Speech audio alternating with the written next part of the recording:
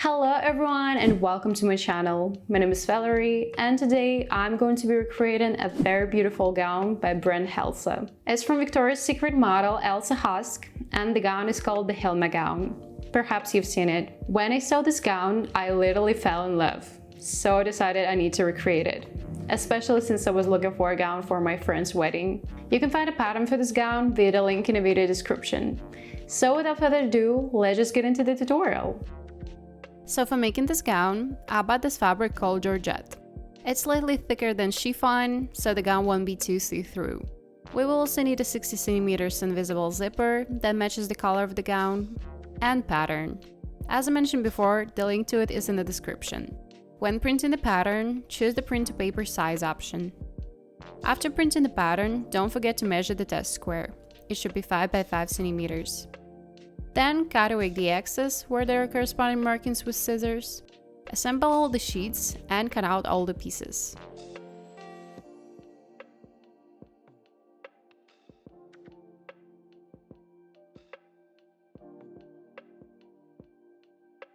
If you have chosen a natural fabric for the gown, such as silk chiffon, it needs to be pre-shrunk before cutting.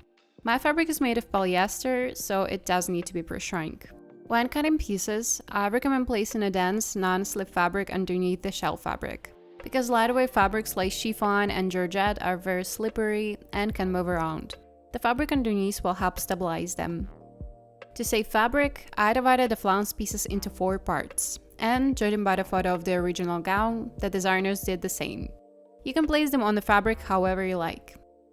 After cutting out all the pieces, we can start assembling the gown. Let's start with the back. First, transfer the markings from the pattern. Between these markings, we need to gather the fabric. I set my machine to the longest stitch lengths and slightly loosen the thread tension. Then, I'm going to make a stitch 7 mm from the edge. I do not backstitch at the beginning and end. Now, take the lower thread and pull it. This will create gathers. Pull until the distance between the markings is 15 cm.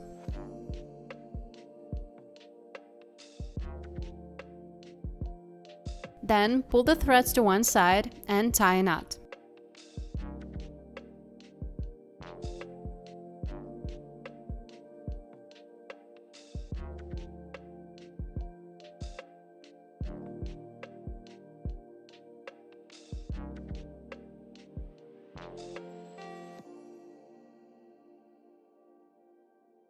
Do the same with the other back piece. Make sure both back pieces are the same size. After making sure the gathers are evenly formed on both back pieces, you can sew the securing stitches. Return the stitch settings to the original state and sew over the same stitch, making back stitches at the beginning and end.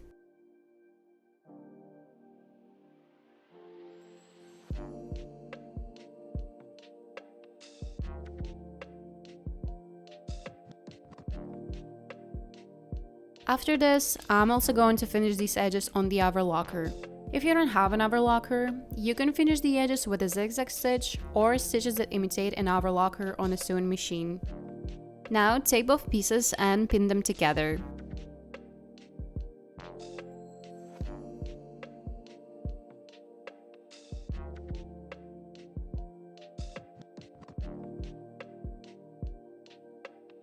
Next, take the zipper and place it on the seam so that the zipper slider aligns with the top of the pieces. Make a mark at the bottom, approximately 2 cm above the end of the zipper, excluding the tails. From the top to this mark, sew a seam 1 cm from the edge with a long stitch, so that it will be easier to rip it out later. After the mark, switch to a regular stitch, make a back stitch, and continue sewing to the end.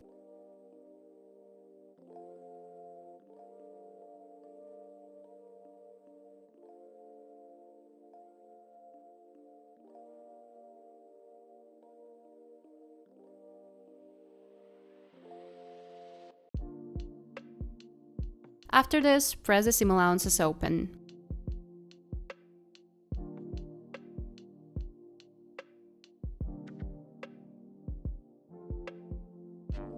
Also press the zipper with an iron to pre-shrink it. Then place the zipper on the seam and pin it in place.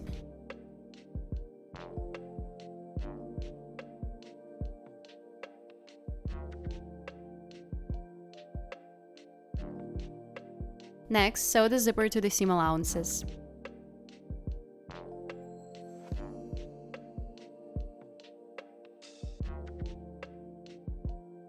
This is how it looks. Now I'm going to take a seam ripper and open the middle seam to expose the zipper.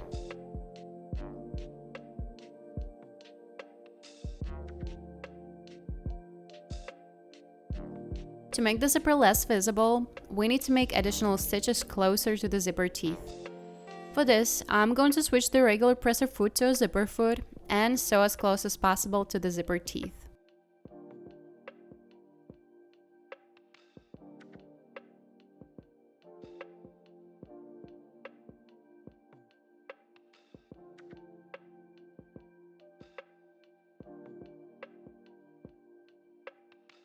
And this is the final result.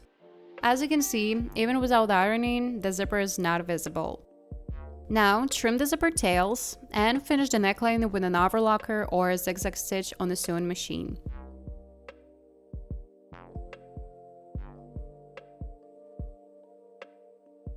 Now let's move on to the front pieces. First, finish the edges of the neckline and waist cutout with overlock or zigzag stitches.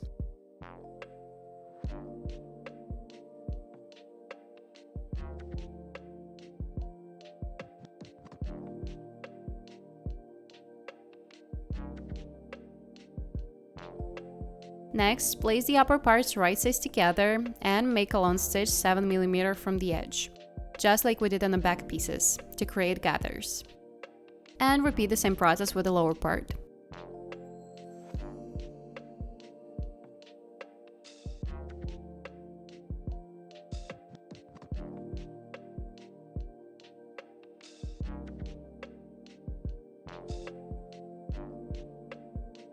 Then gather the fabric. At the top, the gathers should be 5 cm in total, and at the bottom 15 cm. Then finish the edges with an overlock or zigzag stitch and make a securing stitch.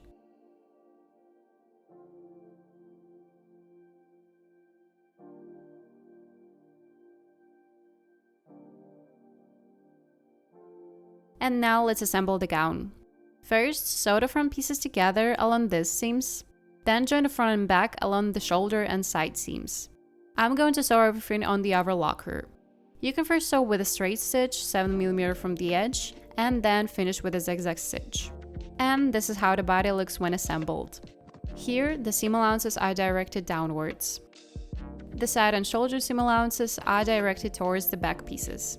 The body can be set aside for now. Let's work on the sleeves. First, I'm going to finish the side edges of the sleeve on the overlocker.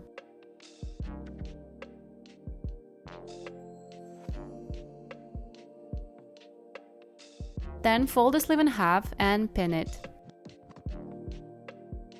Measure 21 cm from the bottom of the sleeve.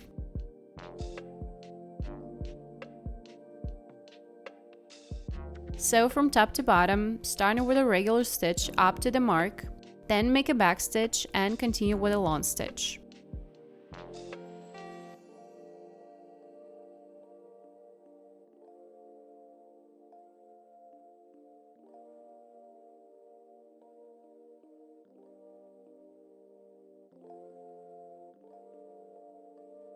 Next, press the seam allowances open.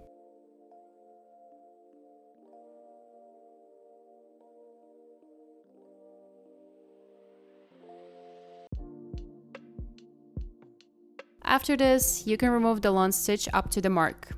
It was only needed to press the seam allowances evenly.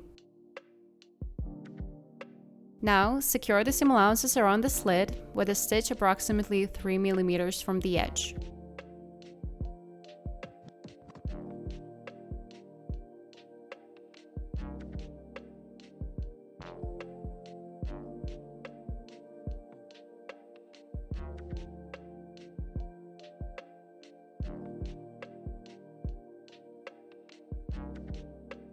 I'm going to finish the lower edge of the sleeve with a double fold hem.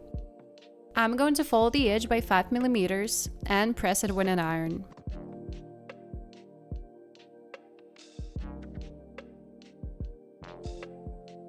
Then I'm going to make a stitch along the center of the seam allowance. Next, I'm going to fold it again and sew another stitch in the same line. And here's what I achieved. This is how the seam looks from the front, and this is how it looks from the wrong side. Now the sleeves can be sewn onto the body. To determine which side to attach the sleeve, fold it in half along the seam. The deeper part of the sleeve goes towards the front. Insert the sleeve into the body and pin it all around.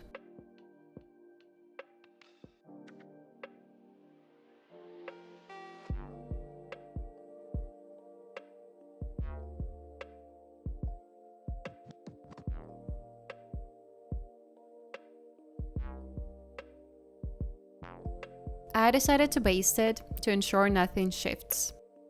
And then I'm going to sew around.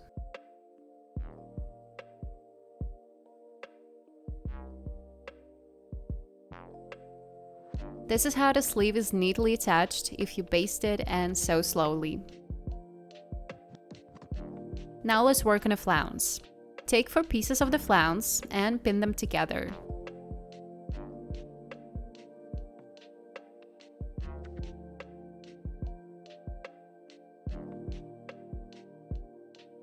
Then join them into a circle.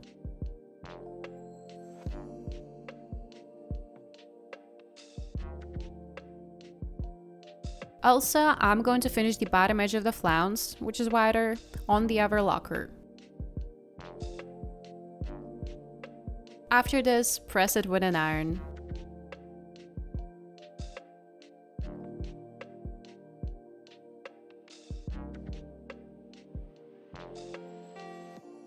Now I'm going to pin the flounce to the hem and sew around. So I've sewn on the flounce and essentially the gown is ready. Next, in my opinion, the most challenging part remains, sewing on the ruffles. More accurately, not challenging, but rather time-consuming. We need to sew ruffles to the neckline, waist cutout, and hem. To determine the amount of fabric needed for ruffles, we need to measure all these areas. Then multiply the obtained measurements by 3 because we need extra fabric for gathers. For example, my waist cutout measures 40 centimeters. I multiply 40 centimeters by 3, resulting in 120 centimeters. Therefore, I need a strip of fabric 120 centimeters long for the waist ruffle. The width of the strip is 3 centimeters. To prevent the strips from fraying, I'm going to finish them with an overlocker using a rolled hem. I also join the strips together using a rolled hem if the fabric lengths are insufficient. However, this can also be done with a regular straight stitch. It was just more convenient for me this way. Next, settle on stitch, slightly loosen the thread tension, and stitch down the middle of the strip without backstitching at the beginning and end. Then pull the lower thread to create gathers. The final length of the ruffle should match the area where you're attaching it.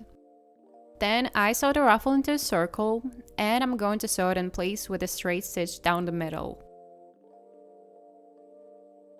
Take your time here to ensure everything is neatly sewn.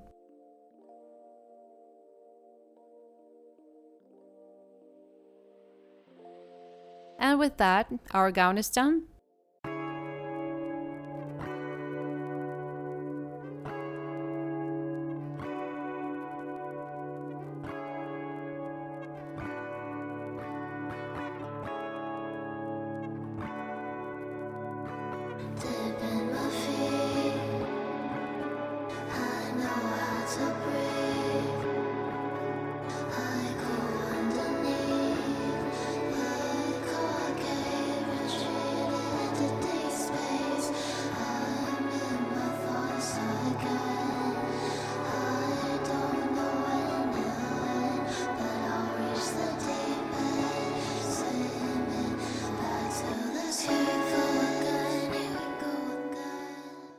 I really hope you guys enjoyed this tutorial. If you did, you can give it a thumbs up.